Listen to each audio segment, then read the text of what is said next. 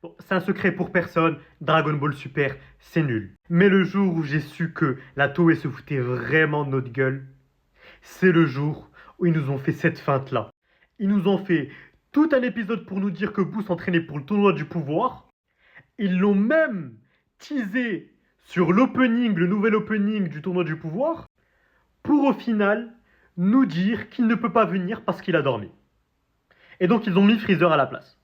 Donc vous imaginez quand même qu'ils savaient très bien qu'un Freezer vendrait plus qu'un Boo. Et donc ils se sont dit ok, bon, on ramène Freezer du coup. Et Boo, on fait comme si on n'avait rien fait, on n'a rien construit avec le personnage. On le laisse dormir, il n'est pas intéressant. Dans tous les cas, je pense pas qu'on a autre chose à développer. En tout cas, c'est l'impression que j'ai eue.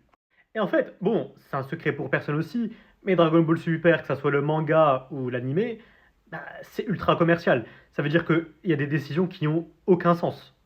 Donc, faut pas trop s'attarder sur le scénario. Ok, bon, le tournoi du pouvoir a eu du buzz, etc. Il n'y a pas de problème. Mais quand même, enfin, Dragon Ball normal, hein, parce que Z, ça n'existe pas, c'est que dans l'animé, avait un minimum de logique. Bon, en tout cas, pour moi, bon, c'est une take d'ancien, mais Dragon Ball, ça s'est arrêté au combat contre Boo. Enfin, Kid Boo à la fin, ça s'est arrêté au Genki Dama.